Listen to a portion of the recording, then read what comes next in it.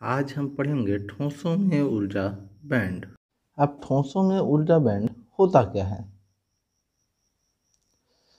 प्रत्येक जो परमाणु हैं उनमें क्या होता है, नाभिक होता है।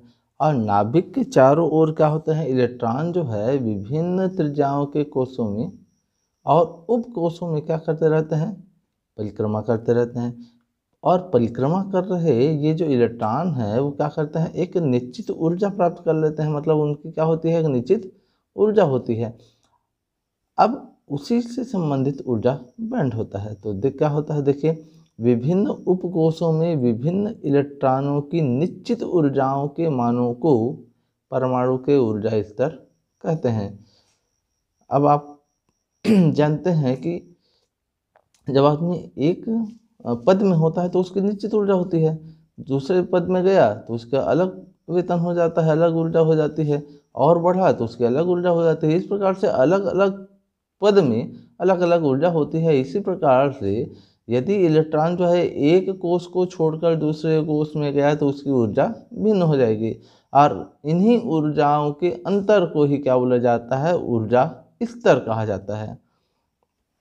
जैसे हम देख सकते हैं कि यहाँ पर 1s है तो इसकी ऊर्जा 1 है, यहाँ 2s2 और 2p6 है जिसकी ऊर्जा क्या है, 2 है। इस प्रकार से 3s2 3p2 इसकी ऊर्जा कितनी है, 3 है। तो इनमें अलग अलग ऊर्जा का अंतर होता है। इसके लिए अधिक ऊर्जा की जरूरत होगी बाहर निकालने के लिए इलेक्ट्रॉन को, यहाँ से निकालने के लिए अलग होगा, यहाँ के लिए अलग होगा। तो यही क्या कहलाते हैं, ऊर्जा का अलग अलग स्तर। और इनके मध्य का जो अंतर होता है वही अंतर क्या कहलाता है, ऊर्जा अंतर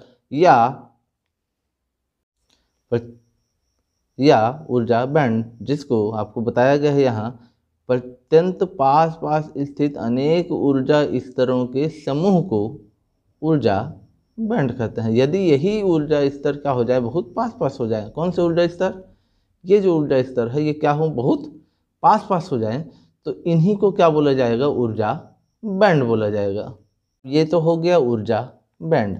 लेकिन जब ठोसों में परमाणुओं के बीच की वास्तविक दूरी जो है या वास्तविक अंतरा परमाणु अंतराल के बराबर हो जाती है तो ऊर्जा बैंड जो है वो कितने प्रकार के हो जाते हैं, 2 प्रकार के। अब इनमें से 2 प्रकार कौन कौन सा होता है, तो एक होता है संयोजकता बैंड और दूसरा होता है चालन बैंड। और इन दोनों बैंडों को अलग करने वाला जो भाग होता है वो क्या कहलाता है, ऊर्जा अंतराल। ऊर्जा अंतराल कहलाता है, जिसको Eg से डिनोट किया जाता है। अब Eg मतलब क्या होता है, एनर्जी गैप।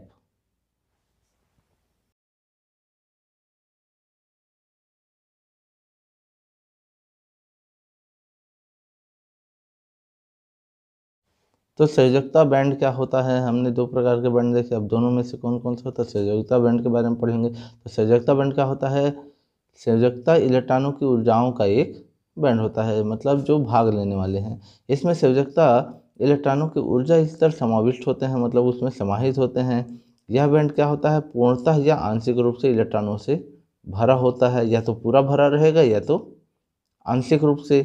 यह कभी भी पूर्णतः रिक्त नहीं होगा, मतलब संयोजकता बैंड में कभी भी ऐसा स्थिति नहीं आएगा कि कोई भी इलेक्ट्रॉन वहाँ ना हो। इस बैंड के इलेक्ट्रॉन बाह्य विद्युत क्षेत्र से ऊर्जा प्राप्त नहीं कर सकते, मतलब यहाँ जो इलेक्ट्रॉन पहुँच गया वो बाहर से ऊर्जा नहीं ले सकता।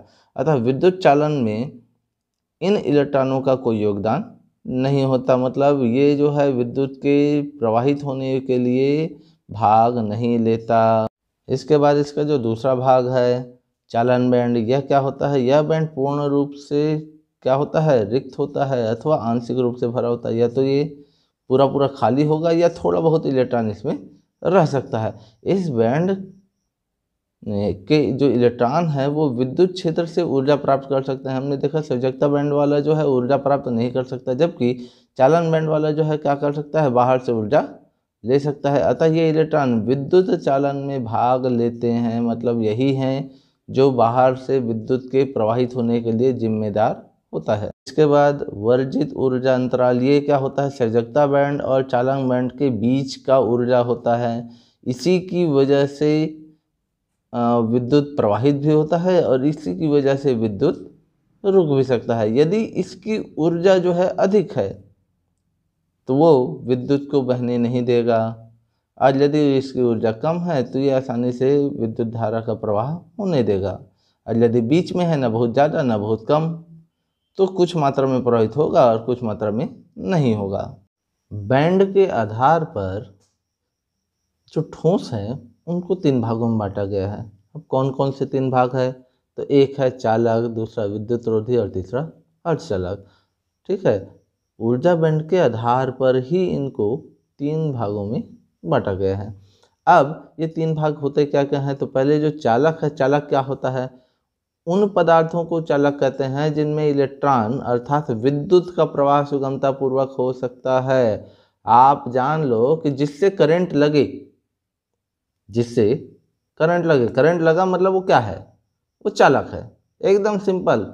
यदि करंट लग गया, आपने एक सिरा आपने प्लग में लगाया, बटन ऑन किया और दूसरे सिरे को छू लिए, या आपने टेस्टर की सहायता से चेक किया, यदि उसमें बल्ब जला, टेस्टर शो कर रहा है करंट, मतलब वो क्या है? चालक है। अब चालक को भी ऊर्जा बैंड के आधार पर 2 भागों में बांटा गया है। तो कौन कौन से? पहला है जब आंशिक रूप से रिक्त संयोजकता बैंड, क्या चीज? रिक्त संयोजकता बैंड और आंशिक रूप से भरे हुए चालन बैंड के बीच अल्प ऊर्जा अंतराल होता है। मतलब जो रिक्त संयोजकता बैंड है और जो आंशिक रूप से भरे हुए चालन बैंड है, इनके बीच में क्या हो? ऊर्जा अंतराल जो है क्या हो? बहुत ही अल्प हो। तब के लिए ऊर्जा बैंड क्या होगा? तो इसके कुछ उदाहरण आपको बताए गए हैं, जैसे लिथियम, सोडियम, पोटेशियम आदि तथा धातुएं आपको बताया गया है, कॉपर, सिल्वर, गोल्ड, ये सब क्या है? इसके उदाहरण हैं। अब इसका ऊर्जा बैंड कैसे होता है? तो देखो, आपको बता दिया गया है, यदि ये क्या हो? क्षारीय धातु हो या क्या हो? उत्कृष्ट धातु हो, तो इनके ऊर्जा बैंड क्या होंगे? संयोजकता बैंड और ये चालन बैंड। संयोजकता बैंड और चालन बैंड के बीच का जो ये ऊर्जा अंतराल है, ये क्या होगा? बहुत ही अल्प होगा। तो संयोजकता बैंड क्या होता है? पूर्ण रूप से खाली तो नहीं होगा, लेकिन आंशिक रूप से क्या हो जाएगा? ये आंशिक रूप से खाली होगा और आंशिक रूप से चालन बैंड क्या होगा? भरा होगा। तो इस अवस्था में क्या होगा? ये जो ऊर्जा अंतराल है ये बहुत ही कम होगा। दूसरा अवस्था आपको क्या बताया गया है? जब संयोजकता बैंड और चालन बैंड एक दूसरे पर क्या हो? अति व्याप्त हो, मतलब ये बीच का जो गैप है ये हो ही ना। ये गैप क्या चीज़ को बताता है? अल्प ऊर्जा अंतराल को बताता है। अब यदि ये गैप ना हो, मतलब ये दोनों चालन बैंड और संयोजकता बैंड क्या हो जाएंगे? एक दूसरे पे मिल जाएंगे। अब कैसे मिलेंगे? तो उस अवस्था में क्या होगा? ये जो Eg है, Eg मतलब एनर्जी गैप, कितना बराबर हो जाएगा? 0 के बराबर। ये कैसे होता है ये देखते हैं हम। तो देखिए, यहाँ पर हम देख सकते हैं, ये आपका यहाँ से यहाँ तक का जो एरिया है ये किसका है? संयोजकता बैंड का है। यहाँ पर ये जो वर्जित ऊर्जा अंतराल है या जो एनर्जी गैप है ये 0 के तुल्य हो गया। और ये जो भाग है जिसको चालन बैंड कहा जाता है, हम देख सकते हैं ये इसका एरिया यहाँ से यहाँ तक है। तो ये संयोजकता बैंड और ये चालन बैंड एक दूसरे से मिल गया है। तो इस अवस्था में क्या होता है? संयोजकता बैंड और चालन बैंड अति व्याप्त होते हैं। इसके बाद दूसरा जो भाग है वो क्या है? विद्युत रोधी। अब विद्युत रोधी को इंग्लिश में इंसुलेटर कहा जाता है। अब ये होते क्या है? तो विद्युत रोधी उन पदार्थों को कहते हैं जिनमें से विद्युत प्रवाह सुगमता पूर्वक नहीं हो पाता। मतलब ऐसा चीज़ जिसको आप प्लग में लगाएं आपका पावर बोर्ड में, और एक सिरा लगा करके दूसरे सिरे को आप छुएं तो आपको करंट ना लगे, तो वो सब क्या कहलाएगा? विद्युत रोधी। इसको कुचालक भी कहा जाता है। इसके अंतर्गत क्या क्या होता है? जैसे कुछ उदाहरण यहाँ पर बता दिए गए हैं, कांच है, अभ्रक है, शुद्ध जल, एवोनाइट आदि सब क्या है? विद्युत के रोधी हैं। इसके अंतर्गत और क्या क्या आ सकता है? आपका सूखी लकड़ी आ सकती है, सूखे कपड़े हो सकते हैं, प्लास्टिक के हर चीज़ हो सकते हैं। ठीक है, तो ये सब क्या होते हैं? विद्युत रोधी होते हैं। अब ये विद्युत रोधी क्यों होते हैं, तो इसके बारे में बताया गया है कि विद्युत रोधी में संयोजकता बैंड और चालन बैंड के बीच ऊर्जा अंतराल जो है क्या होता है, बहुत अधिक होता है। ऊर्जा अंतराल बहुत अधिक होगा, मतलब ये जो एनर्जी गैप है वो बहुत अधिक होगा। कितना से, 3 इलेक्ट्रॉन वोल्ट से अधिक होगा, 3 इलेक्ट्रॉन वोल्ट से अधिक। ये 1 नंबर में पूछा जाने वाला प्रश्न होता है। विद्युत रोधी की ऊर्जा बैंड जो है या वर्जित ऊर्जा अंतराल कितना होता है, ये 1 नंबर में पूछा जाने वाला प्रश्न है। अधिकांश रूप से याद रखोगे आप लोग।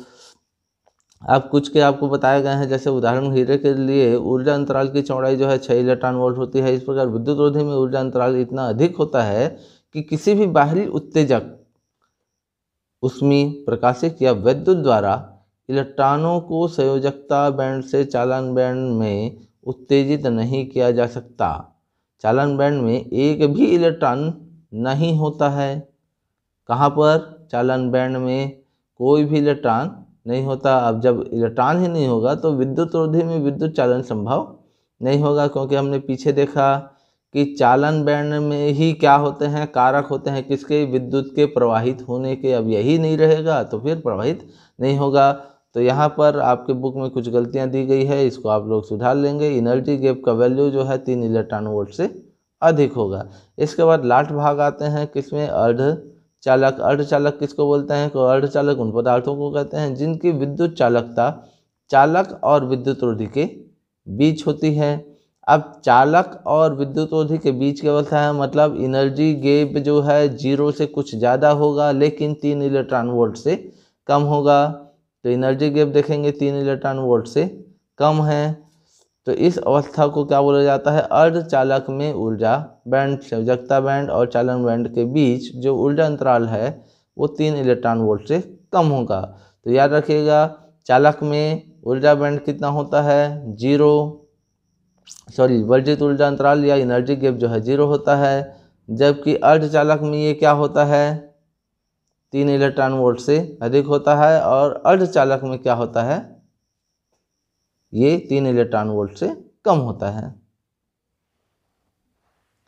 अर्धचालक में संयोजकता बैंड और चालन बैंड के मध्य ऊर्जा अंतराल की जो चौड़ाई है वो क्या होती है, बहुत ही कम होती है। अब परम शून्य ताप, मतलब जब ताप 0 डिग्री हो, उस समय क्या होता है, अर्धचालकों का चालन बैंड पूर्णतः रिक्त होता है, जबकि संयोजकता बैंड क्या होता है, पूर्ण रूप से भरा होता है। अतः परम शून्य ताप पर चालन बैंड में इलेक्ट्रॉनों की अनुपस्थिति, किसमें, चालन बैंड में इलेक्ट्रॉनों की अनुपस्थिति के कारण बाह्य विद्युत क्षेत्र लगाने पर विद्युत का प्रवाह नहीं होता। इस प्रकार निम्न ताप पर अर्धचालक में विद्युत क्या होते हैं, रोधी होते हैं। और कमरे के ताप पर संयोजकता बैंड के कुछ इलेक्ट्रॉन कहाँ चले जाते हैं, ये चालन बैंड की ओर चल देते हैं। किसके कारण, ऊष्मीय ऊर्जा लेने के कारण। यह ऊर्जा क्या करता है, ऊर्जा अंतराल Eg से अधिक होता है, मतलब एनर्जी गैप से ज़्यादा होता है। अतः वे चालन बैंड की ओर चलने लगते हैं, और जहाँ वे क्या करते हैं, अल्प विद्युत क्षेत्र के प्रभाव में भी गति करने के लिए स्वतंत्र होते हैं। अब गति करेंगे मतलब उसमें विद्युत का प्रवाह होगा। धन्यवाद।